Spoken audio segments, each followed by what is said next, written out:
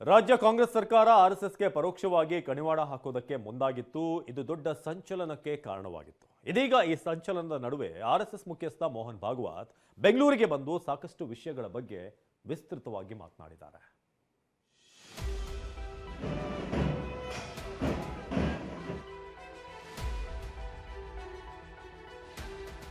ಸಚಿವ ಪ್ರಿಯಾಂಕ್ ಖರ್ಗೆ ಆರ್ಎಸ್ಎಸ್ ಕುರಿತಾಗಿ ಎತ್ತಿದ್ದ ಪ್ರಶ್ನೆಗಳಿಂದ ಶುರುವಾಗಿ ಬಿಜೆಪಿ ನಾಯಕರ ಸಮರ್ಥನೆವರೆಗೆ ರಾಜ್ಯದಲ್ಲಿ ತಿಂಗಳ ಕಾಲ ರಾಷ್ಟ್ರೀಯ ಸ್ವಯಂ ಸೇವಕ ಸಂಘದ ಕುರಿತಾಗಿಯೇ ಚರ್ಚೆಗಳು ನಡೆದಿತ್ತು. ಈ ಚರ್ಚೆಗಳ ಮೂಲಕ ವ್ಯಕ್ತವಾದ ಪ್ರಶ್ನೆ, ಟೀಕೆ ಎಲ್ಲವುಗಳಿಗೂ ಬೆಂಗಳೂರಿನಲ್ಲಿ ಖುದ್ದು ಆರ್ಎಸ್ಎಸ್ ಮುಖ್ಯಸ್ಥ ಮೋಹನ್ ಭಾಗವತ್ ಉತ್ತರ ಕೊಟ್ಟಿದ್ದಾರೆ. We are not unconstitutional. We are within that constitution, so we need not register. 2 ದಿನಗಳ ಕಾಲ ಬೆಂಗಳೂರಿನಲ್ಲಿ ನಡೆದ ವಿಶೇಷ ಉಪನ್ಯಾಸದಲ್ಲಿ ಪಾಲ್ಗೊಂಡಿದ್ದ ಮೋಹನ್ ಭಾಗವತ್ ಆರ್ಎಸ್ಎಸ್ ನೋಂದಣಿ, ಮುಸ್ಲಿಮರ ಕುರಿತಾದ ನಿಲುವು, ಹಿಂದುತ್ವ ಸಂಘಟನೆ ಮತ್ತು ಸಂಘ ಎಂದರೆ ಏನು ಎಂಬುದಕ್ಕೆ ಮೋಹನ್ ಭಾಗವತ್ ಉತ್ತರ ನೀಡಿದ್ದಾರೆ. ಅದರಲ್ಲೂ ಆರ್ಎಸ್ಎಸ್ ನೋಂದಣಿ ಕುರಿತು ಎದ್ದ ಪ್ರಶ್ನೆಗೆ ಭಾಗವತ್ ಉತ್ತರಿಸಿದ್ದು ಹೀಗೆ: We are not unconstitutional. We are within that constitution. Our status, legal status is within that constitution, so we need not register. Many things are there which are not registered. Even Hindu Dharma is not registered. ಇಷ್ಟೇ ಅಲ್ಲ, ಆರ್ಎಸ್ಎಸ್ನ ಹಣಕಾಸಿನ ಮೂಲ ಕೇಳಿದವರಿಗೆ ಗುರು ದಕ್ಷಿಣೆ ಕುರಿತು ಸ್ಪಷ್ಟನೆ ನೀಡಿದ್ದಾರೆ. Finances, Sangha Swayam Sevaks contribute to Sangha. Once in a year, there is Guru Dakshina. Sangha Swayam Sevaks give money, not as a contribution, as a samarpan.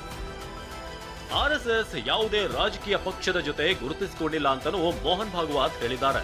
We do not support any political party. We do not participate in vote politics, current politics, election politics, etc. We wanted to have Ram Mandir in Ayodhya.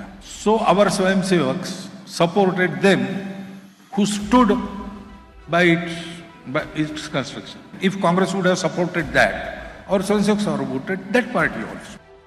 ಇನ್ನು love ಜಿಹಾದ್ ತಡೆ ಬಗ್ಗೆ ಮಾತನಾಡಿದ ಮೋಹನ್ ಭಾಗವತ್, ಎಲ್ಲ ಭಾರತೀಯ ಮುಸ್ಲಿಮರನ್ನ ಒಂದೇ ರೀತಿಯಲ್ಲಿ ನೋಡಲು ಆಗಲ್ಲ, ಎಲ್ಲ ಮುಸ್ಲಿಮರನ್ನ ಜಿಹಾದಿಗಳು ಅಂತ ಕರೆಯಲಾಗಲ್ಲ. ಲವ್ ಜಿಹಾದ್ ಆಗದಂತೆ ಹಿಂದೂ ಹೆಣ್ಣು ಮಕ್ಕಳಿಗೆ ಮನೆಯಲ್ಲೇ ಸಂಸ್ಕಾರ ಕಲಿಸಬೇಕು ಎಂದಿದ್ದಾರೆ. So what we should do, for example, love jihad. How can that be a girl or a boy reared in our Hindu sanskaras, our own blood of our blood? He is led astray by someone outside due to some petty attractions. How foolish he is. We have kept him foolish. We have not enlightened him. That is our lack.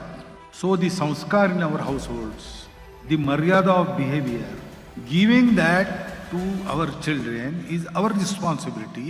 We have faltered in it, and the result is success of love. ಇನ್ನು ಹಿಂದೂ ರಾಷ್ಟ್ರ ಘೋಷಣೆ ಬಗ್ಗೆ ಕೇಳಿದ ಪ್ರಶ್ನೆಗೆ ಉತ್ತರಿಸಿದ Mohan Bhagwat, Arctic ನಿಂದ Antarctic, ಪಶ್ಚಿಮದಿಂದ ಪೂರ್ವದವರೆಗೆ ಅವರ ವರ್ತನೆಯಲ್ಲಿ ಅವರೆಲ್ಲರೂ ಹಿಂದೂಗಳೇ ಅಂದ್ರು. I don't think Hindu Rashtra needs any prachar. There is already Hindu Rashtra in Tamil Nadu also, don't they? Those who say that all religions are equal for us are all Hindus from Arctic to Antarctic and from west to east. All those who proclaim this, by their attitude they are Hindus. They may know it or they may not know it. ವಿದೇಶಗಳಿಗೆ ಗೋಮಾಂಸ ರಫ್ತಿನ ಬಗ್ಗೆ ಸ್ಪಷ್ಟನೆ ನೀಡಿದ ಮೋಹನ್ ಭಾಗವತ್, ಎಮ್ಮೆಯ ಮಾಂಸವನ್ನೇ beef ಅಂತಾರೆ, ಆದ್ರೆ ಅಪ್ಪಿತಪ್ಪಿಯೂ ಗೋಮಾಂಸ ವಿದೇಶಕ್ಕೆ ರಫ್ತಾಗದಂತೆ ಸರ್ಕಾರ ನಿಗಾ ಇಟ್ಟಿದೆ ಅಂದ್ರು. Regarding beef, I once asked the minister, how come you have now come to power and beef is still exported? The minister said that beef is not gomans. We are very strict on that. If gomans is found for sale in exports, we cancel the licenses, we fine them. We are very strict about it. ಸಂಘ ಏನು ಅಂತ ತಿಳಿಬೇಕು ಅಂದ್ರೆ ಶಾಖೆಗೆ ಬನ್ನಿ, ಸಂಘವನ್ನ ಹೊರಗಡೆಯಿಂದ ನೋಡಬೇಡಿ.